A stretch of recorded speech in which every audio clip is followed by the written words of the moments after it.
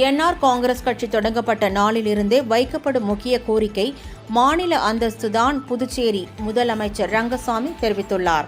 புதுச்சேரி சட்டப்பேரவையில் 2025-26 ஆண்டுக்கான நீட் அல்லாத கால்நடை மருத்துவம், பொறியியல், நர்சிங், கலை அறிவியல், வேளாண், சட்டம் மற்றும் உயிரியல் பாடப்பிரிவுகளுக்கான இடங்கள் சென்டாக் கலந்தாய்வு மூலம் நிரப்பப்பட உள்ளது. இதற்கான விண்ணப்பங்களை செவ்வாய்க்கிழமை பிற்பகல் 3 மணி முதல் வரும் 31ஆம் தேதி வரை பதிவு செய்யலாம் என்று சென்டாக் நிர்வாகம் தெரிவித்துள்ளது. இந்த நிலையில் புதுச்சேரி சட்டப்பேரவையில் நீட் அல்லாத இளநிலை படிப்புகளுக்கான தகவல் சுற்றேட்டை முதலமைச்சர் ரங்கசாமி வெளியிட்டார். பின்னர் செய்தியாளர்களிடம் பேசிய அவர், புதுச்சேரியில் அறிவிக்கப்பட்ட திட்டங்கள் அத்தனையையும் செயல்படுத்துகின்ற அரசாக தேசிய ஜனநாயக கூட்டணி அரசு உள்ளது எனவும், அறிவிக்கப்பட்ட திட்டங்கள் அனைத்தும் ஒவ்வொன்றாக செயல்படுத்தப்பட்டு வருவதாகவும் தெரிவித்தார்.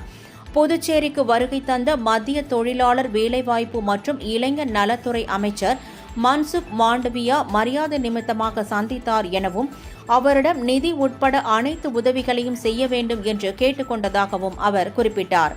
அப்போது புதுச்சேரிக்கு மாநில அந்தஸ்து கோரி நிறைவேற்றப்பட்ட தீர்மானம் ஆளுநர் மாளிகையில் கிடப்பில் இருப்பதாக கூறப்படுவது குறித்து செய்தியாளர்கள் எழுப்பிய கேள்விக்கு பதிலளித்த முதல்வர், மாநில அந்தஸ்து தொடர்பான தீர்மானம் விரைவில் மத்திய அரசுக்கு அனுப்பப்படும் எனவும், என்ஆர் காங்கிரஸ் கட்சி தொடங்கப்பட்ட நாளிலிருந்தே வைக்கப்படும் முக்கிய கோரிக்கை மாநில அந்தஸ்து தான் எனவும் முதலமைச்சர் ரங்கசாமி கூறினார்.